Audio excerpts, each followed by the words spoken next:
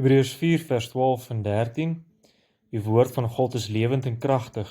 Dit is skerper as enige swaard met 2 snykante en dring deur selfs tot die skeiding van siel en gees en van gewrigte en murg. Te beoordeel die bedoelings en gedagtes van die hart. Daar is ook niks in die skepping wat vir God onsigbaar is nie. Alles lê oop en bloot voor sy oë. En aan hom moet ons rekenskap gee. Hartlik welkom by nog 'n episode van Evangelisasiestasie. Dit is wonderlik dat ons vir Daniel Meiburg daar van Otjiwarongo en van Roan Steyn daar van Oshakati hier by ons kan hê, en ek is Jacques hier van Gereformeerde Kerk Tsumeb.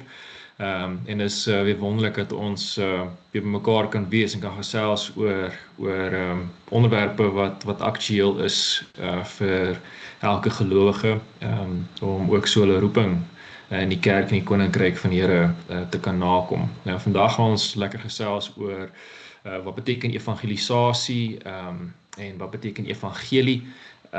Jy sodat ons as evangelisasiestasie ook dit mooi kan verduidelik hoekom ons hierdie platform het en waar gaan dit vir elke gelowige in die kerk van die Here, sodat ons ook so kan besef wat die Here van ons as gelowiges verwag. So, evangelisasie en evangeliseer is 'n onderwerp wat redelik nogals oor die verloop van tyd groot impak gehad het in die kerk.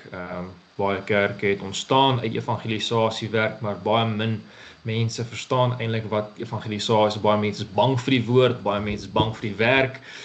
So ons gaan so 'n bietjie net so klarigheid daarop gee en hopelik kan een elkeen van ons ook hier uit leer. Okay, so evangelisasie. Ek dink as mens na evangelisasie kyk, as ek so inleiding kan gee daaroor, kom van die woord evangelie, uit die Grieks uit kom daai woord evangelion. Dit is die goeie nuus wat mens dan ook daar hoor. So wanneer ons dan praat van evangelisasie, dan is dit die verkondiging van die goeie nuus, die blye boodskap van ons Here Jesus Christus. En as mens dan vra, wat is hierdie blye boodskap? Dan is dit die blye boodskap oor ons Here Jesus Christus, dat hy vir ons gesterf het, dat hy ons van ons sondes gered het, dat hy die dood het opgestaan het, en dat hy ook vir ons die voorreg gee om nou weer herstelle verhouding met die Here te kan hê, die genade en die vrede van God te kan beleef elke dag. Ons kry dit elke keer as die Sondag die erediens sê, die seun van die Here, en hoe die Here ons ook in die wêreld instuur met sy seun, om elke dag daai genade en daai vrede wat God vir ons deur Christus bewerk het te kan beleef, maar dan ook die wonderlike blye boodskap dat ons ook so weet waant ons op pad is. Ons is op pad na ons ewige Vaderhuis. So daar's wonderlike blydskap wat 'n mens het as gelowige wanneer mense dan ook hoor dat die blye boodskap van ons Here Jesus Christus vir ons juist bestem is, en die pad wat die Here met ons gestap het en die genade wat hy vir ons daardeur bewys het. So dis waaroor evangelisasie gaan. Het gaan oor die blye boodskap van ons Here Jesus Christus. Ja, manne, wat sal julle sê? Julle kan gerus ook hier toevoegings maak as julle wil.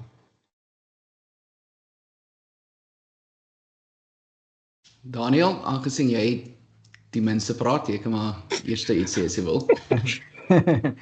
Ja, baie dankie.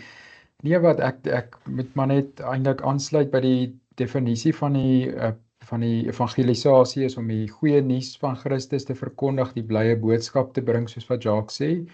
En die goeie nuus, die inhoud van die evangelisasie is dan baie basies, maar die verlossings aspek van Jesus Christus, die feit dat ons verlos is van ons sonde wanneer ons in hom glo, dat ons vrygespreek is deur Christus se kruisdood. So dit is daai tipiese gesprek wat 'n mens met iemand dan sal hê as jy iemand evangeliseer of as jy die evangelie bring. Dis om baie basies net, jy weet, die evangelie te verkondig aan iemand wat heel waarskynlik dit nog nie gehoor het nie of wat nie dit reg verstaan nie. Dis maar al wat ek kan byvoeg op hierdie stadium.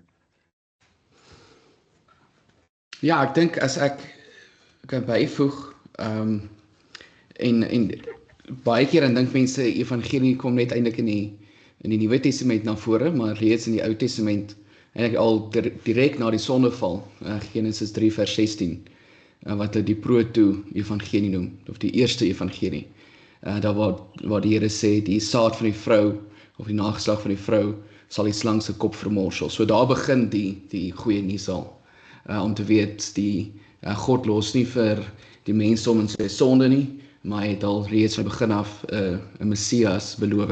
En dan sien ons baie mooi hoe in die Ou Testament hoe dit realiseer van 'n volk of 'n gesin, 'n man, 'n gesin, 'n volk en tot waar Christus op die einde gekom het en vir ons sondes gesterf het. So baie keer dan vra mense nou, waar begin hulle?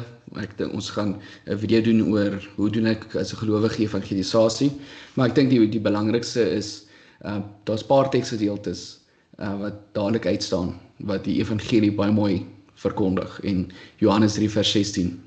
Ek dink baie keer dan sê mense hulle kan nie teksgedeeltes onthou nie, maar as daar nou een teksgedeelte is wat jy moet leer, daarop mediteer, dag en nag oor dink, soos Psalm 1 sê, is Johannes 3 vers 16. Want so lief het God die wêreld gehad, dat hy sy enigste seun gegee het, so die wat hom glo, nie verlore sal gaan nie, maar die ewige lewe sal hê. Dit is eintlik die evangelie. En dan die evangelisasie is om dit te verkondig. Johannes 3 vers 16, nie vir jouself te hou nie, die evangelie wat jou verander het, om dit vir ander mense te gaan verkondig. Ja. Ja, dis eintlik baie mooi. Ja, as mens nou kan dink daaraan blydskap, net die goeie boodskap. Wat is so goed aan hierdie boodskap? Dis waar mense dan spesifiek daai genade beleef. God gee vir my die teenoorgestelde eintlik as wat ek verdien, en as ek dan besef wat die Here vir my gedoen het, wat ek eintlik nie verdien het nie, dan bring dit my net tot meer dankbaarheid, meer blydskap, want ek besef nou, hierdie genadige Here het vir my iets gegee waarvoor ek nie gewerk het nie. Dis 'n geskenk gewees. Ons hoor dit in Efesiërs 2 ook, nee, is 'n geskenk van die Here af.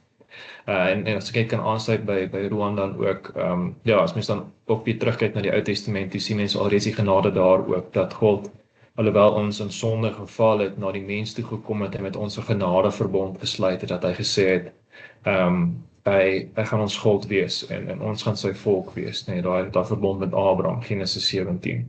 En dit is iets wat baie kosbaar is vir ons as gelowiges om te sien dat alhoewel ons liefdeloos opgetree het teenoor die Here nie liefdeloos teenoor ons optree nie. Hy bly getrou aan sy verhouding met ons en hy gee vir ons dinge wat ons eintlik nie waardig was eers om te ontvang nie. En natuurlik die duurste prys te betaal het was om sy seun, sy kosbare seun Jesus Christus se bloed vir ons te laat vloei. En dit is in 'n netedop wat evangelisasie werk betref, wat die betekenis van evangelisasie is en die feit dat mense dan evangelie hoor in evangelisasie. Dat mense dan ook, wanneer mense dan evangelisasie werk dan doen, besef, dat dit gaan nie oor stories vertel nie, dit gaan oor die woord van God, wat kragtig vir ons openbaar is, want dis waar die Here werk. Ons hoop hierdie opname sal julle ook dan help verstaan wat is evangelisasie in betekenis. Ons gaan dan ook in die volgende opnames, as die Here wil, mooi verklaar hoe ons dan die evangelisasie werk doen en wie die evangelisasie werk veronderstel is om te doen. 'n sterkte en seën dan ook in die res van die week.